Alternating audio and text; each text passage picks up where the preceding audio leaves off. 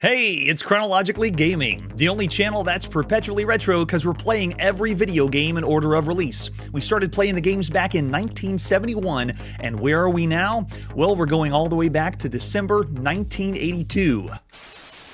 Why do you have to be a heartbreaker? And we were last playing the best home console in town, or the best in my opinion. The Vectrex is pretty cool. Let's see what our next game is. Our next video game release takes us to the United Kingdom. This is Hyperdrive. Let's check it out together, starting with the box. Hyperdrive.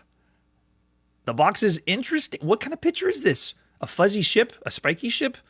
Maybe they're going for something new and original, but I don't know if it's selling it for me. It is computer software, and computer software, it is the Wild West. Anyone can do whatever they want, put whatever they want out there, and then see if it sells. And this is another one of those titles. This one is only available on the BBC Micro, the 50th video game we've seen on the Beeb, is how they affectionately call it. This is the 580th video game that we've seen from the United Kingdom thus far. So just bear in mind, just think of all the games that would be available that were released first in the United Kingdom. This is the 580th. I said a long time ago that when we started the show, most of the releases were from North America, and then we started to have Japan started to kick off, then some places in Europe, in United Kingdom. So right now in December 1982, this is the 580th game originating from the United Kingdom that we've seen. For the 32K BBC Micro, I don't even have the back of the box. All I have is the front. So I don't know what IJK is going for. This is the 5th time we've seen IJK software. They've done games like Invaders, Pontoon, 3D Maze, and Candy Floss. You can check out all of those if you want to see the links that we've done before. What other artwork do we have for Hyperdrive? I don't think we have the credit for the developer on the cassette, but there's the cassette tape because you played video games on cassette in December 1982. And you can see here, the release date says 1983 on this cassette. Yeah, because near the end of this year, the first time it was ever released would be 1982, and then we're going to be seeing the case or the information about the copyright because they're going to have re-releases later. This was the first time you could have seen and played this game. There's the example of the screenshot. All right, it's time to go to the United Kingdom and play Hyperdrive. This one is Howard Richards, IJK Software, released in the beginning of December 1982. And there it is. Very first time we've seen Howard Richards on the show. Way to go, Howard. This game is a single-player only game because IJK Software knows you're a nerd and you have no friends. I'm going to put space to keep going. Some evil aliens attacked a space explorer who landed on their planet. They put him in a grid-like maze and set an increasing number of drone aliens after him. If he collides with an alien, he is killed. But he can kill them off using his laser missiles. In this game, you have to take your place and kill all the aliens off. I love killing aliens. That's what we do here. Occasionally, the aliens will send an evil Otto. Wait, evil Otto? That's from Berserk, who will track you down and eventually... and you'll die, so be careful. All right, so we have evil Otto in the middle of Hyperdrive. All right, I'll take it. This, your ship looks like this, your drone aliens look like that, Evil Otto is the smiley face. I can't believe it, they're ripping off Berserk again. And this isn't the first time. We've seen video games where they had Evil Evan. Did anyone remember Evil Evan? And other Evil Ottos, because, you know, Berserk's just so popular right now. That's right, Paul brings up, is it I'm Just Kidding software? I don't know for sure. I haven't delved into the details of this company. All right, so there's the controls. This is keyboard controlled only. There is no joystick we can plug in to our BBC Micro to play. And I love at the bottom it says, press Q for a quiet game, which means I think the games are on to us. I think they know that they're starting to get annoying and the sound, you just want to turn them off. But we're going to hear the sound. So ready, set, hit it. Get my hands on the right keys. Make sure I don't blow it. Okay, so skill level, we can do 0 to 9. 0 is the hardest, which at first, that always seems strange to me. I always thought 0 would be the lowest level, but in other countries, they kind of reverse. Sometimes they go back and forth. But I guess 9 would be the easiest level. So let's go level 9. The easiest. Hyperdrive's charging up. Ooh, I can hear it going. Nice, cool sound effect. All right, so you can see I'm at the top of the screen. I am the red ship. Where's my shot? Okay, there it is. So I have my left, right, and fire. I can only move in 4 cardinal directions. Whoa, I just shot Evil Otto. He's not so evil after all. You can kill him if you want to. And we have a constant barrage of sound effects.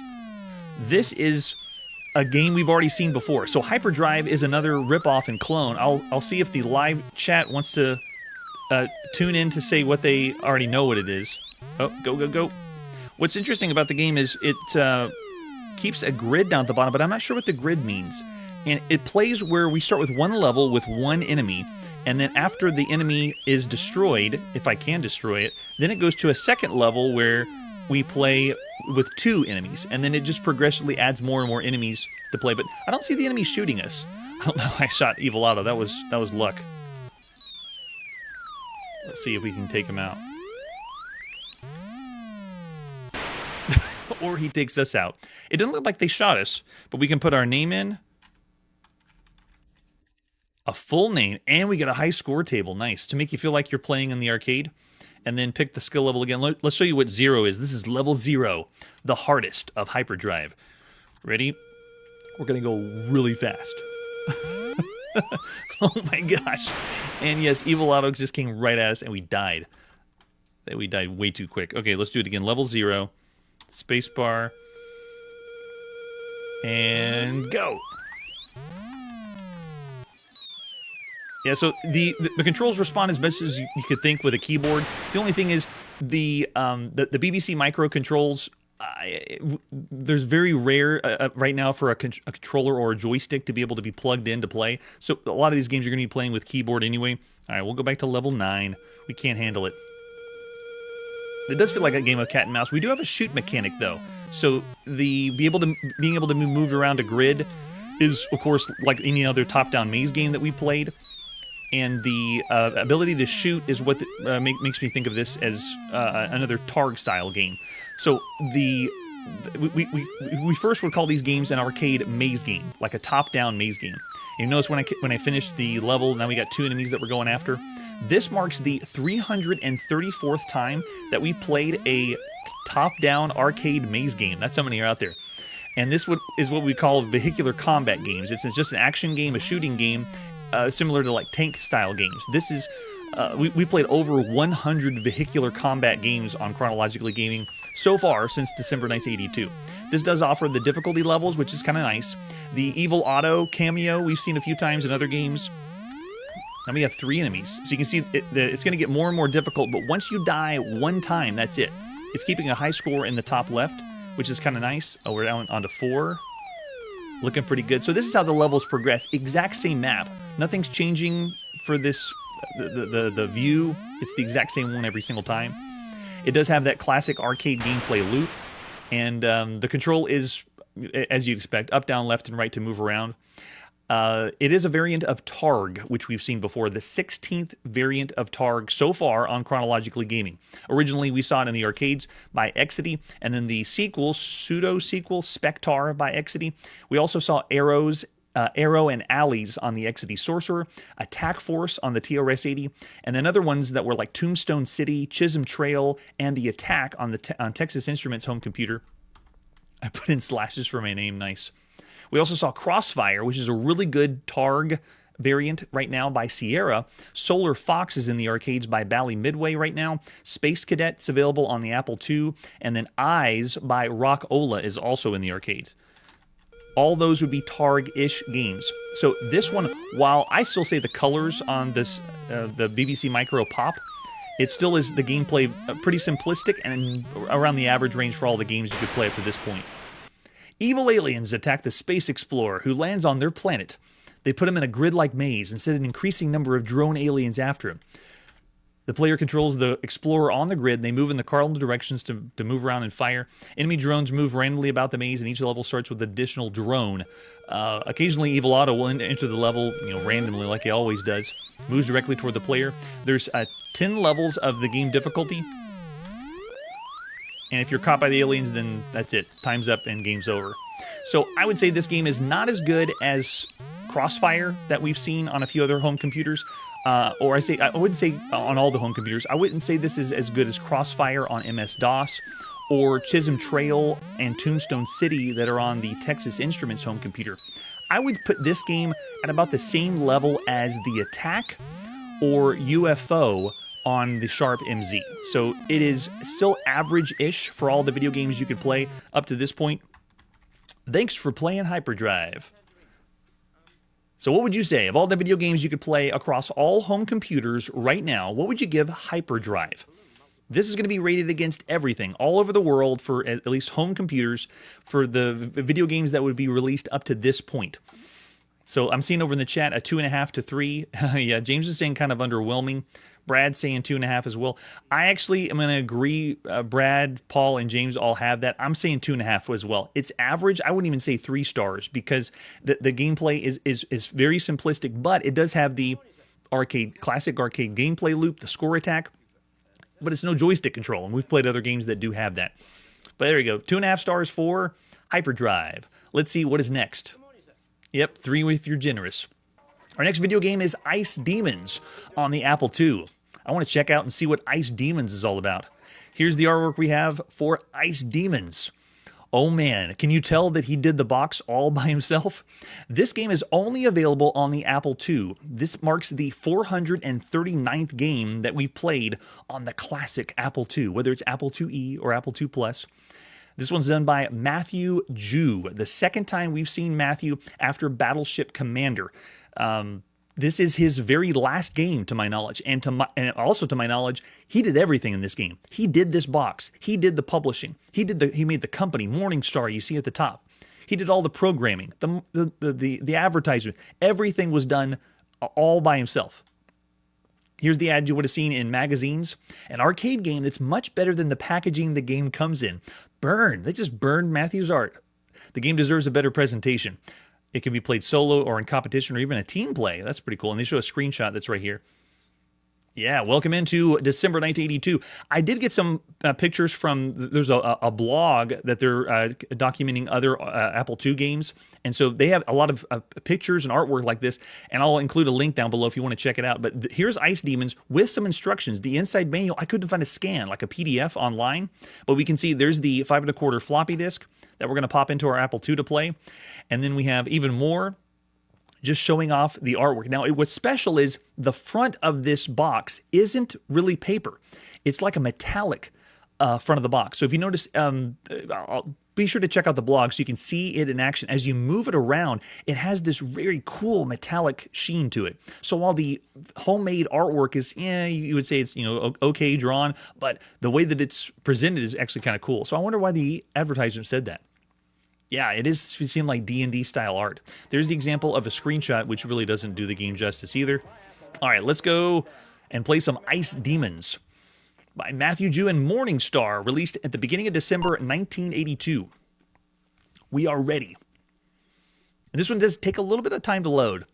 This is the first and only game by Morningstar, to my knowledge. Maybe we'll see Morningstar later, but I think this is it. This is all that Matthew Jew put out. So as the game loads, we get a splash of the, high-res picture on the Apple II. Now, when you first see this, you think, what exactly am I looking at? And I can barely tell as well. It looks like someone holding a bow, but this is the usual presentation for Apple II games. Give a nice high-res picture just like this to get you excited while the game's loading in. Trusty bow in hand, you make your way across the ice-slick battlefield. Before you loom the ice pits, a grotesque collection of hundreds of creatures. Below this nightmarish field lies the High Master, waiting for you in his icy kingdom. The player controls a smiley face, most likely inspired by Exidy's Venture, named Tom, or a smiley face with sunglasses named Ray on a large open field. The player can move in 8 directions, can also fire an arrow in these 8 directions. The player combats a number of monsters like slimes, plebes, will-o-wisps, and widowmakers. Gameplay allows for 2-player cooperative play or competitive play, as well as single-player options. Players can purchase special attacks and pick up bonus arrows during gameplay. The player must destroy all monsters as they appear on the screen until eventually they reach the High Master. So as the game loads in, check out the presentation. Not only do we get, Toccata and Fuge that sounded a little bit loose, but more public domain music in the background. And then we have this. It's just like an arcade game, showing the enemies, very similar to what Pac-Man did, with all the ghosts. And here it has all the enemies that we're going to be playing, including the High Master. He looks more like a luchador than an enemy from Dungeons and Dragons. And take a look at this high score table. This is another one. We've seen only 2 or 3 high score tables that have insane amounts of records that you can keep. Look at this. And who is Dad Beloved? This is way too long of a high score table unless people are playing Ice Demons over and over and over again. I'll take it, though. We'll play some Ice Demons here. All right, you ready? Do we want to use paddles or joysticks? Great touch that we don't have to use keyboard only. So let's go with joysticks. And then when you begin the game, I'm actually going to be controlling both players at the same time. So I have both joysticks that are working just so I can show off some of the multiplayer modes. So as we move around, one of the players, this one is, who's this, Smiley? No, Smiley is one of the enemies. This one is the Ray. Ray is the one that has the sunglasses. And then Tom is the one that doesn't have. Okay, so as I move Ray around the screen, you look in the bottom left of the screen, and it shows you what kind of game mode you're going to play on. So right now, this is a one-player solo game. But if I get close to Ray, or maybe I got to use, okay, once you move Tom around, then it works. You can do a two-player team game, or you can do a two-player competition game. So already, this has gameplay modes, and that's a big plus. I'm already enjoying that one. All right, let's play as Ray and do a one-player solo game. You just push enter, and then now we're in the game. The control is you move around the joystick to aim your aim Ray's direction. Oh, it came at us pretty quick. When you hold down the button, you only have one button on your joystick, you zoom around the screen just like this. When you let go, you stop zooming. If you want to shoot a shot, though, you have to quickly tap the button without holding it down. You want to pick up the money, which is that cash that I just drove over. And when you pick up the cash, you can use that to buy other things later or purchase other things later. Very loosely. Don't get too excited. It's not like we have a whole store here or anything like that. But it's interesting control scheme because it's that tap mechanic. I just have to tap the button because if I hold it down, then I start to move around the screen. This enemy, who is that? The Will-O-Wisp? Is not moving at all. If we do get shot, we have this temporary stun. It's like they hold us in place. If they do that, you just can't move temporarily, and then eventually it'll wear off, then you can actually go where you need to go. So first impression is, this is pretty cool. For an at-home arcade game on the Apple II, the way that they're giving us different gameplay modes, and the way that it is essentially a multi-directional shooter, but it's not based on anything that we've seen. It's not ripping off an arcade game. Let me grab that cash and continue to play around the side. And that's a good point. Marshall's bringing up Robotron, and in a way, this would be even cooler if we were playing with dual paddles like we did with Castle Wolfenstein. Then we could move in different directions, because we played some at-home Robotron games with the twin stick mechanic. So yes, this would be a lot easier to play, especially with the controls, because the way that I'm able to, I have to tap the button to fire a shot, and when you're tapping the button, you're sitting there. You're a sitting duck. You can't do anything. You have to make sure you dodge the shots. But the other thing I want to point out is, as I'm playing this game, the enemies are being generated. There are generators. You can't destroy the generators, but it's yet another video game way before we're going to see Gauntlet that gives me vibes of Gauntlet, because the enemies are being generated from a source, and they just continue to come out. Wait, did I see correctly? One of the enemies shoot the other one? Can they hit? Uh-oh, I got paralyzed. Move! That was close. Yeah, it looked like they were able to shoot the other enemies. So if you look down the bottom, see the arrow? I'm going to use my money to upgrade. So now I can fire more than one arrow at a time. And that's essentially how the upgrade system works. Any upgrade system in a video game right now is impressive. To be able to go from one shot at a time to two shots, it reminds me of when we first saw Moon Cresta, or of course Galaga that's in the arcades, where you rescue your ship and you get double firepower from Galaga. But there's very few video games with an upgrade system like this. So we refer to these video games as multi-directional shooters. This marks the 155th multi-directional shooter we've seen on Chronologically Gaming. It's the 84th multi-directional shooter on home computers, and this is the 19th that we've played on the Apple II thus far. That's a lot of shooting, and that's just multi-directional shooters. And what I mean is you just have the freedom to aim in different directions. I mean, think of like games like Asteroids, it's stuff like that.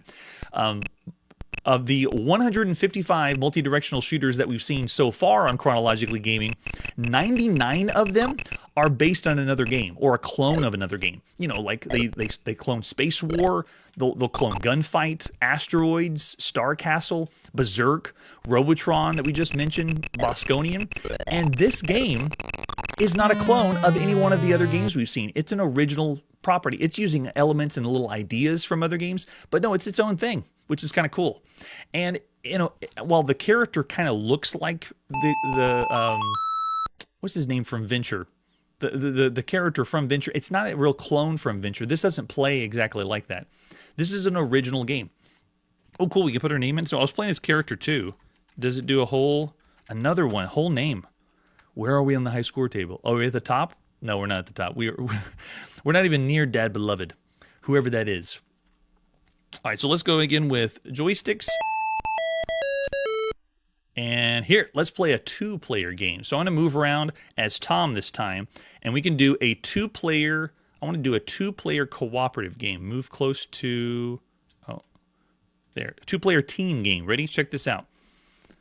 You and a friend can play together. It's very difficult for me to control both at the same time, but you and your friend are able to play cooperatively together, and you're sharing the score down at the bottom. It's keeping a high score that you're working with together. But this is what makes the game even better than playing by yourself, because you're able to work together, partner up together. One person gets stunned, you can go help the other person out. How it works with the cash, though, I don't know. Are you going to be fighting over, you know, who gets the money and then who gets to spend on the upgrades? Or I guess you could work together if you wanted to. The competitive mode for this just has two different scores, but you are getting to play at the same time. So it's still a simultaneous multiplayer game, which is pretty cool. Some of the other multi-directional shooters that we've seen so far that are original ideas, they're not clones of other multi-directional shooters, have been games like Encounter at Questar 4, Space Trap, Escape from Volantium, Bolo on the Apple II, Fury on the TRS-80, Satellite Patrol on the Commodore VIC-20, Pandora's Box on the Apple II, Super Space Mission, XO Fighter, Amoeba Attack Wars, Spud and Mugshot, Astron 9, and Deep 6, just to name a few of games that said, no, we're not going to make another Robotron game, or no, we're not going to make another Asteroids game. We're going to do a multi-directional shooter and make our own thing. So if any of those names sound interesting or intriguing, you want to check them out, go for it. Look, looks like Tom's the bait. Everyone's coming for me. And whenever your buddy dies, they just hang out there as a dead corpse. This one allows you to play with the analog joystick or the paddles, which is a really nice touch. I'm going to include a link down below for Retro365. He's the one that has a blog and the information on the box and the artwork. If you're interested, that'll be a link down below. So this one's actually pretty cool. It's a well-done game. The only thing is the slowdown. When there's a lot of enemies on the screen, you can see it kind of chugs, and so that would be what I say is what's not going for the game. All right, so there you go. That's Ice Demons, or a quick taste of what it would be like to play and check out Ice Demons. Looking over in the chat, I'll let you see what you think is the rating of all the games you could play right now on all home computers for Ice Demons. I love the name. I love that this was done by one person, that this is the age of I can do everything and I don't need a whole company. I can make my own company. I can be the whole company. It's very inspiring. Looking over in the chat, I see Brad throwing out 3.5. James is 3.5 to 4 stars. Yeah, I know, Marshall. I'm surprised why the developer didn't see anything else. Or I don't know anything that Matthew did after this. And then Paul Warner is saying Space Invader in reverse. Well, I would have said 3.5 stars, which means it's an above average game for all the games you could play on home computers. But because of the a slight slowdown, I'm willing to say just it's around average, but you can't deny the play modes. That's really what sets this apart. Having the multiplayer competitive and multiplayer cooperative, I'm still going to keep this at 3.5 as an above average title, because right now, of all the games you could play on all home computers, this is not just average. It's just a notch above everything else that's available out there. Even Marshall saying 4 stars. Very, very generous. Charlie Chuck saying 3.5 as well. All right, so after that, let's see what our next game is. We're back on the Apple II, and this is Jawbreaker, one we've already seen before, but not to be confused with the other Jawbreaker games. Jawbreaker II is the latest release. All I have for this one is a few screenshots, and that's it. So we don't have a lot of artwork to look at, but we can play the game. Let's pop in and play some Jawbreaker. This is done by Sierra Online and Chuck Boucher. Released in the beginning of December 1982. There we go. Chuck Boucher is also credited as Chuckles. So we've already seen Jawbreaker. on the Apple II and the Atari home computer in 1981. We then saw Jawbreaker on the Atari 2600 in October 1982, published by Tiger Vision. They essentially totally revamped the game. They couldn't play the original Jawbreaker that was on home computers because it looked too much like Pac-Man. So they completely changed the game up. And then we've already seen Jawbreaker II on the Atari home computer just last month. This is what they ported to the Atari 2600 back to the computer. So it's the not really quite exactly like Pac-Man game. This marks the 440th game that we've seen so far on the Apple II, and it's the 44th time we've seen Sierra Online. They were online systems first, and then we saw about 23 games published by online systems, and then they changed and rebranded the name to Sierra Online, and this is the 21st time we've seen Sierra Online. And Chuckles is not new to the show. This is the 7th time we've seen Chuck Boucher or Chuckles, and all of his games are pretty cool. All right, let's go in and play. You can see it's already starting like an arcade. It's arcade at home right now in December 1982. It's so fun. All right, I'm ready. What do we? We're going to play with. We can do keyboard, we can do joystick, or if you have the Joyport, you can plug in your Atari 2600 and play. I don't have my Joyport, but I'll consider that as a cool feature. Let's go in with a joystick, and then we're in. Joystick does work. I'm playing on the Apple II with a analog joystick, and you can also play with that Atari 2600 joystick. That's so cool. But if you've already seen and been keeping up with the show, we've already seen Jawbreaker on the Atari. This plays just like the Atari 2600 Jawbreaker. And we've seen this on the Atari home computer already. It already reminds me of a watered down and trying to change up the formula for Pac-Man. But it's the same idea. It's a very simple maze. It consists of rows rather than, oh, let's get that candy cane, rather than a complete maze, but it's the same idea. Let's go pick up a bunch of dots. You even have the power pellet. You finish the level, brush your teeth a little bit, and then move on to the next one. So I can't complain. It's a well-done arcade game. I mean, look at the polish. If you die, all your teeth fall out. You gotta love it. Control for this is just as good as it was on the Atari home computer. The Atari home computer, we were playing on the with the Atari joystick, and I can't complain about this one because this one can be played with the Atari joystick too. Get some more candy canes here. There's so many video games about eating and food right now. We have fast food that's available on the Atari 2600. And then we have also, this is a theme of dental care, if that makes sense. Because, you brush your teeth at the end. Just a little nod on dental care. This is the 5th time we've seen a video game where the theme is dental care, with games like Tooth Invaders. It won't be the last. So many games about eating, but at least this one, make sure you brush your teeth. So if you've already seen the Pac-Man style games, you know that this is a very well done game. It's polished. It's got the presentation down. There's just not a lot to it. It's a simplistic idea, and it doesn't have the complexity that a true Pac-Man style game was. When we played the first Jawbreaker on the Apple II and the Atari home computer, those were more like Pac-Man, and I would say those are the better games than this Jawbreaker. This one's, the diet version. This marks the 333rd time we've played an arcade maze game on Chronologically Gaming. It's a lot of mazes. It's the 187th that we've seen on all home computers so far, and the 32nd that we've seen on the Apple II. Most of them have been clones of Pac-Man, of course. See, look at that. Way to go, Sierra. And way to go, Chuckles. This one is pretty much still a clone of Pac-Man. It's the 143rd time we've seen a Pac-Man variant or a Pac-Man clone on Chronologically Gaming. Right now, there's average Pac-Man variants that you could be playing on home computers that I would say are around the same level as this game. There's Cosmic Cruncher on the Commodore VIC-20. There's Ghost Gobbler on the TRS-80 color computer. There's Monster Mine on the Sinclair ZX Spectrum. Muck Mac on the Sharp MZ home computer. There's Racer Ball on the Dragon 32. And Scarfman also can be played on the Coco. There's Succession on the Apple II and Trashman on the Commodore VIC-20. I would say all of those games are the average arcade maze games or Pac-Man variants that you could play right now on all home computers. So this one is still in the same range as all those. Yeah, James has already thrown out the rating I was about to give, 3 stars. It's polished, but it doesn't have a lot of gameplay, and it's very simple. So you could get into it, going for a high score. It progressively gets a little bit faster. Notice that we don't have any multiplayer modes. There's no way to play cooperatively or even our arcade style modes. It's just go in the game, it's one player, and there's no level select or difficulty switch or anything like that.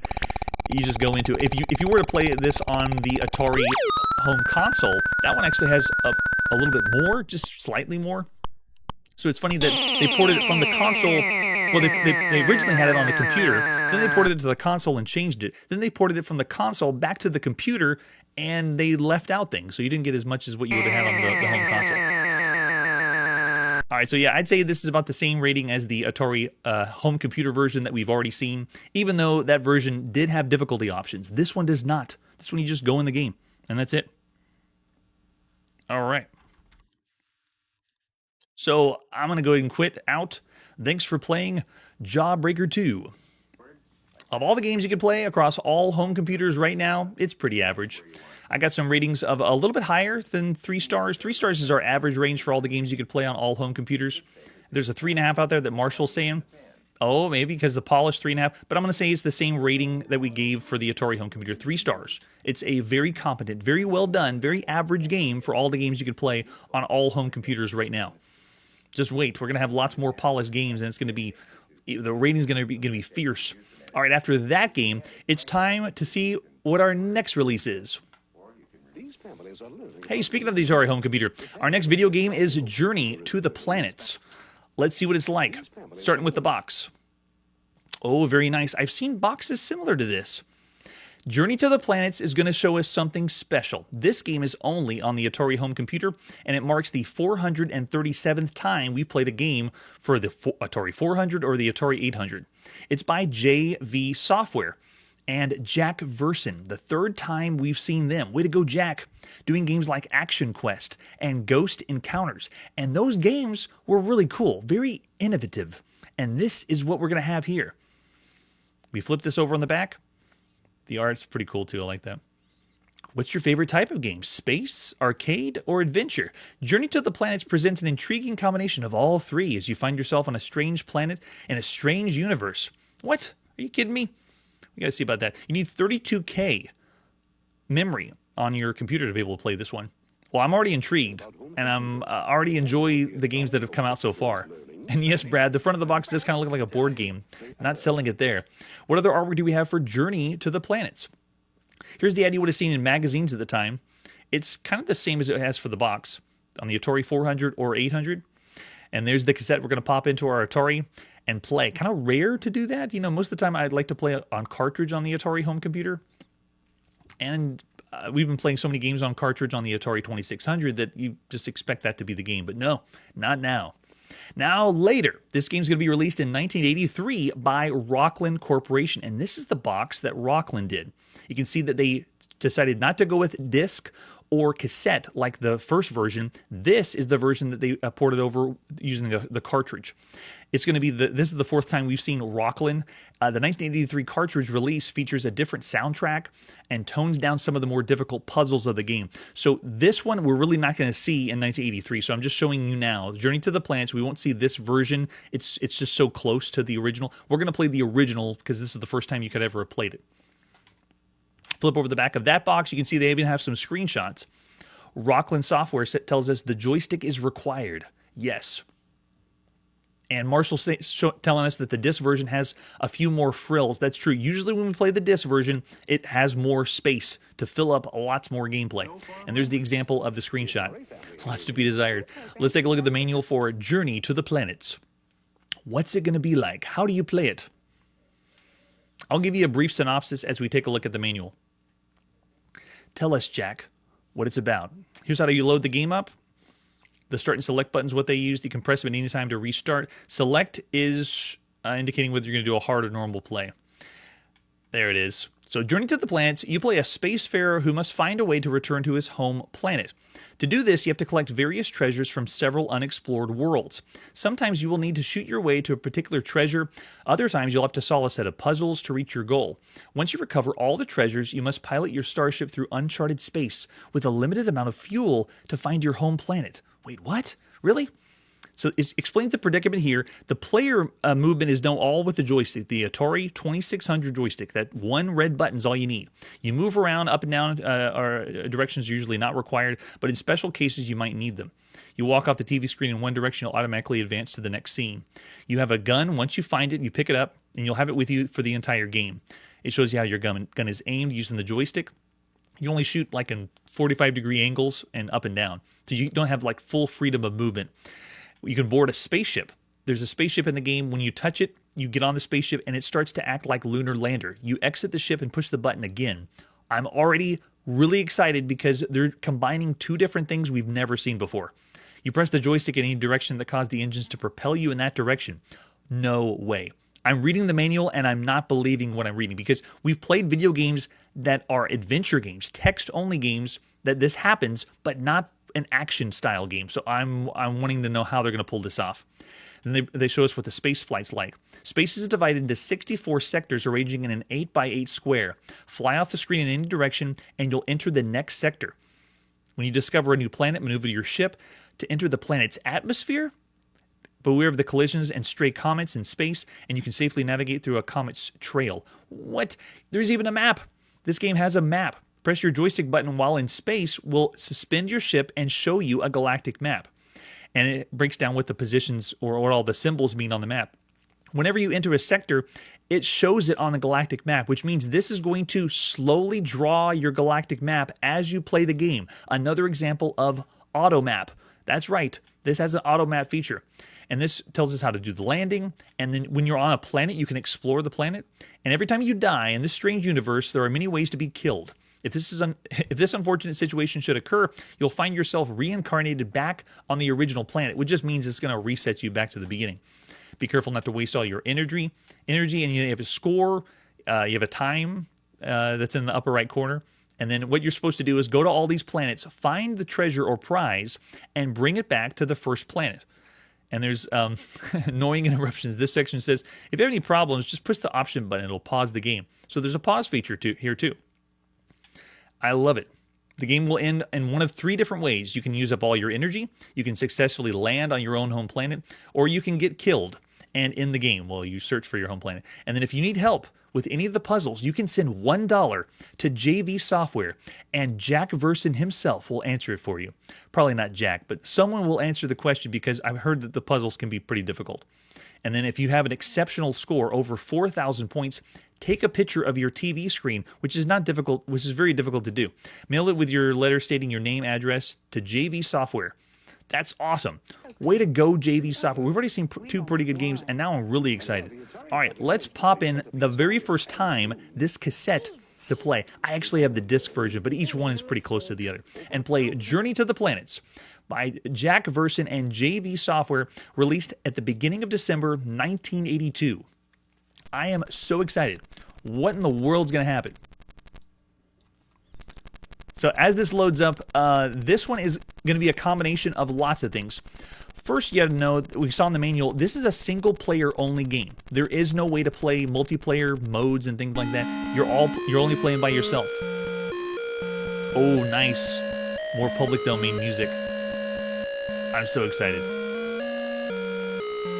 Whoa. It's already tripping me out. Or it's glitching out, I'm not sure. Maybe it's both. So on this screen, all we can do is hit the select button on our Atari home computer to select if we want normal landings or hard landings. I'm going to go with normal landings and go. All right, so the game begins. Look at that. It is a platformer. Very, very rare right now. If I want to, I can push the option button and the game pauses. That's so cool. So this is the option button that you have on your computer. So I've never seen or played this before. This is so bizarre. I have one red button, and the one red button does nothing. So right now I'm just meandering around the planet.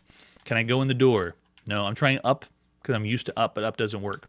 And nothing works here, so let's head over to the right just to see what happens. All right, so here we go. Let's do this. There. Oh, Marshall brings up that it's probably glitched. Okay, so maybe we did get a glitch. Probably because they were trying to go past the copyright information. So I hope we don't find any more glitches. Okay, so here's my spaceship. It is so tiny. It's like it's as high as my waist. But that's my spaceship. If I don't push the red button, I just walk right past it. Keep going. Right here's the landing pad. I feel like I'm giving you a tour of the planet. We'll keep going to the right. You can see we have a building here. Whoa. This is awesome. So it is a platformer that's doing flip screen view. It's flipping from screen to screen on the side. Is that a gun? Pick it up. So you notice I walked by it. Oh, it automatically picked it up. I didn't need to push the red button. Now look in the top left of the screen. There's my energy. I have my fire. I can shoot off shots and it uses my energy. It explains the planets we have and our score, and there is a timer ticking down. That's more just to see how long it takes you to get all the treasures from all the planets. But I'm just messing around having a great time.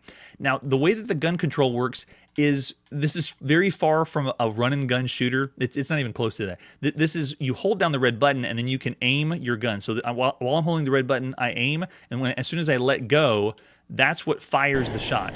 I just shot into the building. I don't care about energy because we won't go the whole time we play the game. But that is the first experience for this game, is just realizing that you're playing a platformer. And now, you know what I want to do? I want to go fly. Let's go to the spaceship, push the red button. The music starts. What? Look at this. Can I go fly? Can I go fly back to the planet? I just want to see if I can mess around. And it's giving us the controls we've seen for Lunar Lander. It's the same idea. The thrust, it uses energy. Oh, where'd it go? Oh, okay, so it just wraps around. All right, so it didn't go to the next screen like when I was on foot. All right, ready? Let's go up. Up here. Ooh. Wait, hear the sound design? We're far away from the planet and the sound got quiet. Can everyone still hear that? That's amazing. I love it. And then we're in space, and there's the planet. So we just left the planet. All right, let's try the galactic map. If we hold down the red button, it shows our position, and there's nothing around us here. So let's head up and see what happens. You can see where the planet was. It's represented by a star. But we have all these question marks because we haven't explored it yet. So let's keep going up. This is amazing. It's doing... Oh, we got one. Planet's over there on the left side. Let's go check it out. So we'll go up one screen, and if I go to the left, if our galactic map is correct, we should see a planet right over here. Oh, watch out for the comet. Yes, there it is. We got a planet. A blue planet. And there's 7 planets in the game to explore. All right, ready? Let's go in close. I don't know how fast I'm supposed to go. We'll take our time. Nice and easy. Whoa. I love this. All right, so I need to land on the platform, I guess, on the right side. Let's give it a shot. In my playtest of this game, I played and just tested out different planets. I have not played this planet. I have no idea what's going to happen.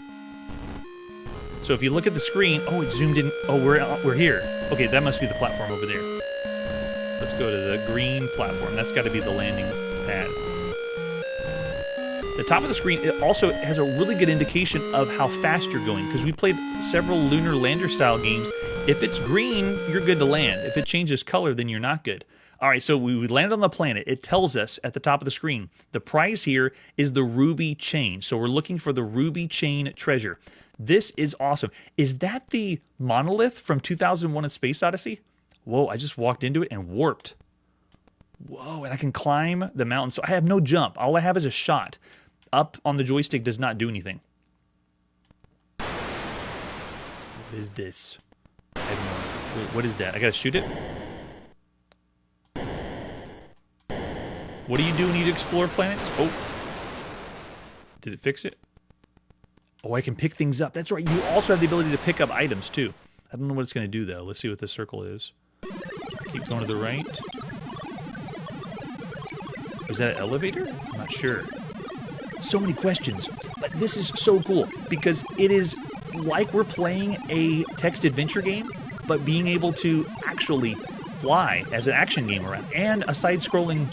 Well, not side-scrolling. It's a platform around the side view. Okay, but let's try to get on the elevator and see what happens. This is awesome. Does it just lift us up? No. Oh, okay, we'll put it... I pushed the red button so it would drop on there. Let's see what happens. Okay, it fed it. Maybe we gotta keep feeding it. Let's try shooting more things at it. There we go. I'll take that. Thank you. Go on this side. It's so cool. Let's drop it on the platform. Feed it to the monolith from 2001: A Space Odyssey. Anything? No, nothing there. And you've, of course, saying the sound's giving him diarrhea. Well, any sound right now is pretty special.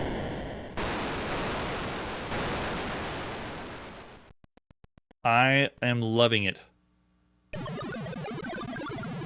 This game is a big surprise. So, to put it in perspective, this is the 115th platform video game that we played on Chronologically Gaming. 63 of those has been arcade platformers like Donkey Kong, all on one screen, and you run and jump around. 33 of them have been fixed platformers, where you're all on one screen, or you're not able to jump, climb up ladders and so forth. Can I ride the platform now? Oh, no, it gave me something. What is this for? All right, it popped out something, so let's go see if we can use this.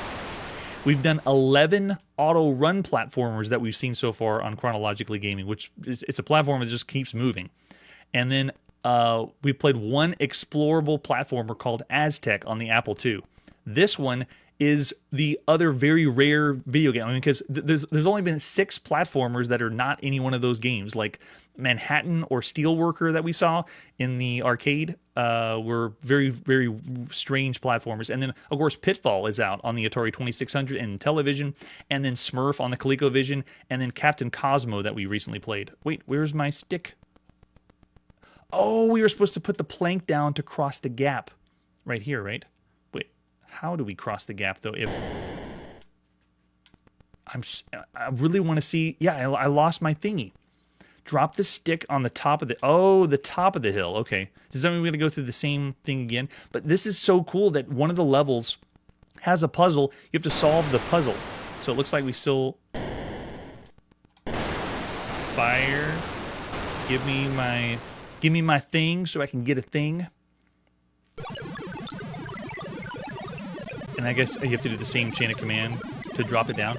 And then once you get the treasure, then you return back to the original planet, the first planet, and you try to get all 7 treasures, return to the planet, and that's how you win. Obviously with the fastest time as possible. But being able to manipulate and do things on planets is pretty cool. So this has puzzle elements for a video game. It has the gun, so it is a shooter, sort of. But it also is a vehicle simulation game where you're able to fly your spaceship around. It's so creative and cool. It's like the next level of the other Jack Verson games, because the other ones he did were like top-down, very... Oh, I didn't want to do that. Kind of like an adventure on the Atari 2600. And this one's a whole nother level. No one has done what this game has done so far. It's awesome, because it has the lunar lander simulation that we've seen. This is the 20... so far we've done about 26 games that have lunar lander-style elements to them. Alien Taxi was one we saw recently on the TRS-80, and Merchant of Venus on the ZX-81 was another one. And Thorolian Tunnels on the Apple II is another game that did it. Oh, here it comes, our wood plank, where it was allowing you to do a lunar lander-style game, but it was a little bit bigger than just lunar lander. This one's a whole new level, though. It's awesome. Oh, okay. Thanks for the heads up, Marshall. All right, here we go. We're going over here. Leave the stick on the hill, and then shoot the black box again. Where is it?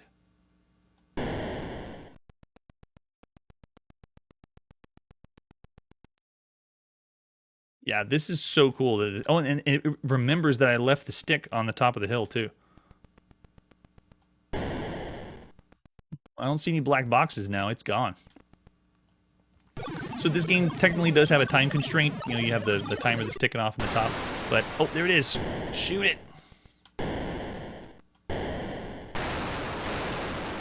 Avoid the lightning. And just bear in mind, I'm only showcasing one of the planets. there are 7 other planets with 7 puzzles or tasks like this to solve. And I've already seen some of them. Some of them are quick. You need to have a fast reflex to solve. But then other ones, it really has like this. I've never had played this one. Ready? Wait, go up on the joystick. On the stick? What, this one? No way. I used it to fly. Is a magic carpet? Is that what it was? I had no idea, so I pushed up on the joystick. Okay, so just so you know, this company, JV Software, had another game called Ghost Encounters that allowed you to use your joystick to morph your character, which was a ghost, into other things. Like a very premature A Boy and His Blob. This is so cool. All right, so now I'm on the other side. Oh, there it is. That's the ruby chain. How do we get it? Oh, no. Did it bring us back at the beginning? It did. So that means you were supposed to go... Oh, wow. You're supposed to go to the right to the door on the right. Oh, okay. I got you now. Wow. Okay, but even still, that's one puzzle for one of the planets that's in the game. And if I wanted to, I could just say, you know what? I'm done with this planet. Let's go fly to another one. Let's go check it out. Push the red button, use up more of your energy, and go see some more planets. Oh, I see. Thanks, Marshall. Appreciate the heads up. So you can see we're leaving the atmosphere. We're back in space. And we can go fly to any other planets. This kind of freedom we have not seen in a video game where you're mixing a platform, explorable platformer with space exploration. And it has a map to it. It kind of reminds me of the Star Raiders style games, where it's like a large world, and whenever you're flying around in your ship, it's a first-person perspective. You shoot things, Klingons, you know, most likely. But this one is on another level. This is something different and special. Oh, watch out for that comet. I love what this is throwing in there. This is the 19th time we've seen a video game that has an auto map up to this point. Like, we've seen Treasure Hunt on MS-DOS, A Way Out on the Atari home computer and the Atari and the Apple II. Warrior of Ross has some auto map elements. Sword of Fargol and Tunnels of Doom on the TRS-80 home computer. Alibaba and the 40 Thieves did that. I love this. So when it eventually gets released in 1983 on cartridge, it comes out in a 16 kilobyte cartridge. 16 kilopower. This is so fun. That is another game that I do not want to stop playing. It is too good. Journey to the Planets is a new experience. It's fresh. It's incredible. I love it. And of all the games you could play across all home computers, oh wow, yeah, Charlie's throwing out 4.5 stars already. If you're saying 4.5 stars or 5 stars, that means you're saying that this game, compared to all the other games you could play on all other home computers, is one of the best of them all. Charlie's saying 4.5 as well. James is saying 5. Nice. Marshall's saying 5 as well. Yeah, this is so good. Blending the two together. The only thing that I would say is a downside of the game is just the play control is very simplistic. You know, you just move around and you have to, like we saw live on the show, you don't know all the commands until you try it out. So it has those puzzle elements, that's part of it, but it could also be a little frustrating. But here in December 1982, we've played adventure games that are extremely frustrating, that make no sense. So it's pretty awesome. Yeah, it does take a long time to master for sure. Yeah, I'm going full regalia. This is up there. I'm going 5 stars with Journey to the Planets, just because at this point we haven't seen anything that can compare to this, and it's like a dream game. It's like it's the future of gaming. Well, like let's put something in our mind and then just make it happen. That's what this feels like. It's inspiring. That's what it is. So there you go. Journey to the Planets is something special. All right, now it's time to go to Japan and see what is on the television. これがビデオゲームの最新鋭機種だ。スペースミッション、エスケープマン、ポッピーバーグなどなど、君はこの新しさに遭遇したか。バンダイアルカディア。 That's right, from Bandai. It's the Arcadia, or in North America, the Emerson Arcadia 2001. Now that we've seen that commercial a few times, I actually think that those kids aren't in awe. It's more because I played so many games on the Arcadia. I might think that their reaction is, I don't know what I'm doing, because we've played so many games on the Arcadia. Let's check out Jump Bug and play Jump Bug, released for the first time in Japan. Here's the box for Jump Bug. Yeah, that's right. This one is First seen in the arcade in June 19th, 1981 by Hoei and Alpha Denchi, Sega Enterprises, and Rockola. This one marks the 31st game we've seen on the Arcadia 2001, brought to us by Coreland Technology, at least this release, and they did Pingo in the arcade, so it's got to be good.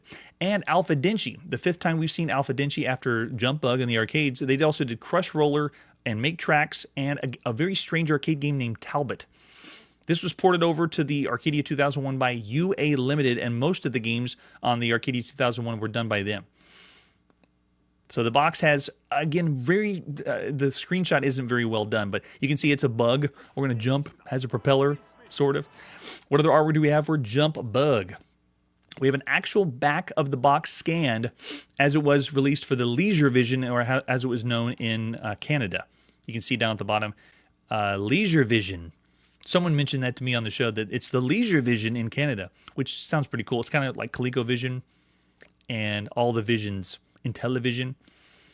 Here we go. This is all the screens for Jump Bug. So you don't just have one. Just want you to know there's more to Jump Bug than meets the eye. There's the Arcadia 2001, the console itself. It is still kicking. There's the example of the cartridge we're going to pop into play. Some Jump Bug. All right, without further ado, let's launch some Jump Bug. It's going to get strange and weird.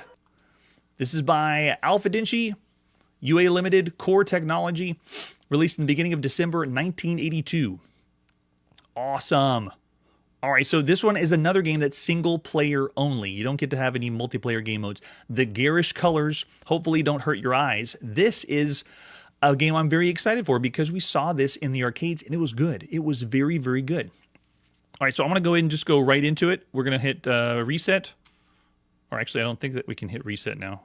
We have to go back to the... Yeah, we have to go back. Let's go to this way. There we go. Oh, gosh. It's already killed me off. Okay, so the console works kind of like the Atari 2600. You hit reset, and then you start to play.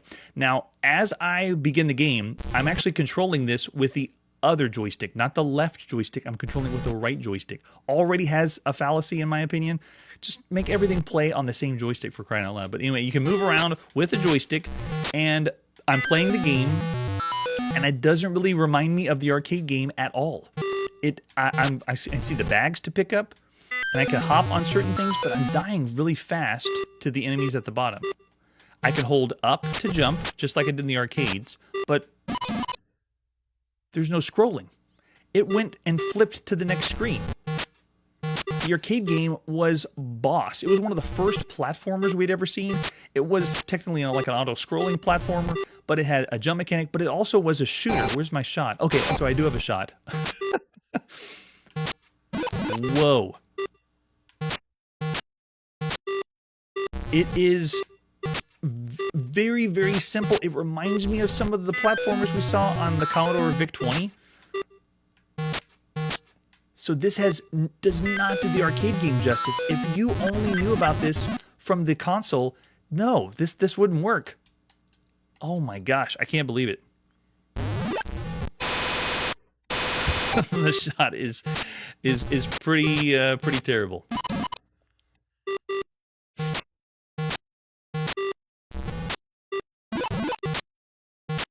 So gameplay-wise, it's...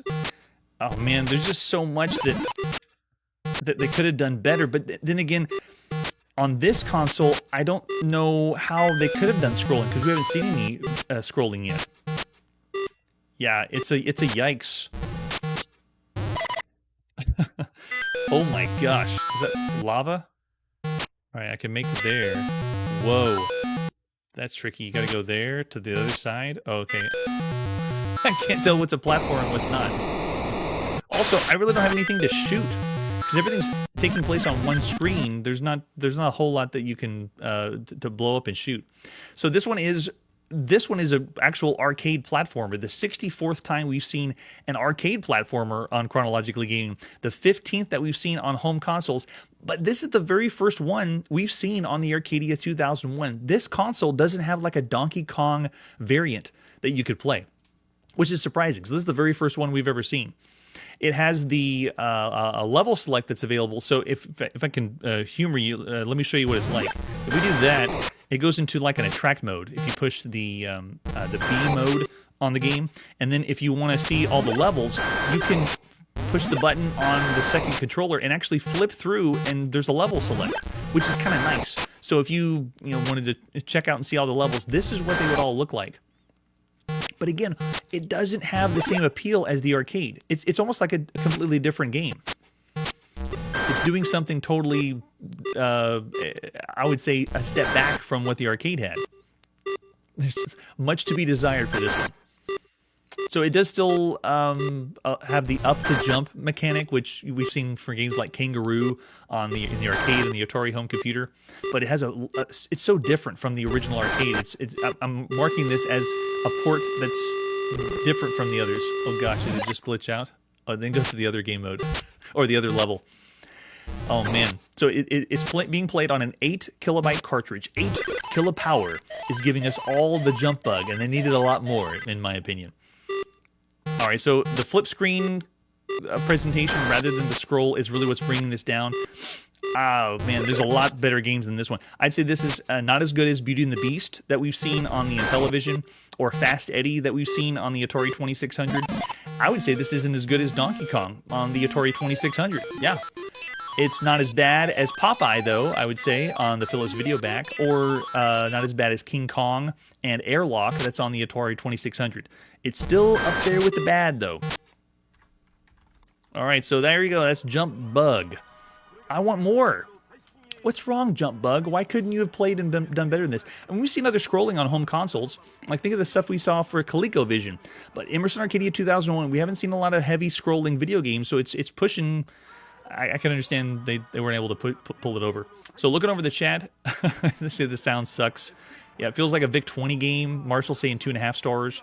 James is saying 2 to 2.5.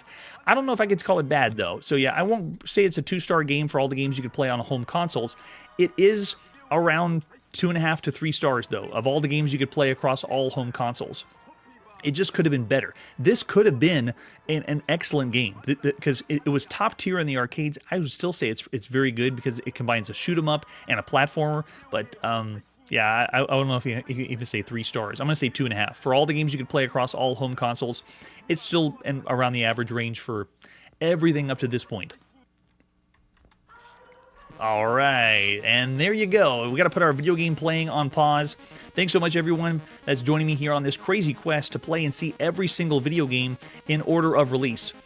And especially everyone that's here for the live show, throwing out ratings and being here for December 1982. We're going to keep going, game after game after game, seeing what's next and explore something new. Journey to the Planets blows me away that exists right now. And lumped together with everything else we saw in just this episode, you can kind of see the spectrum of where video games are at. It's really impressive. So next time on Chronologically Gaming, new games for the TRS-80, unofficial Millipede, and we get Mellow and Yellow in the arcade. That's it for today, and like I always say, you can make games on the financially worst console of all time, but still come out with an incredible video game. Hey everybody, thanks for checking out the channel and joining me on my quest to play every single video game in order of release. We'll be streaming live every weekday at 9 p.m. Central, so join us and let us know if we missed any games along the way.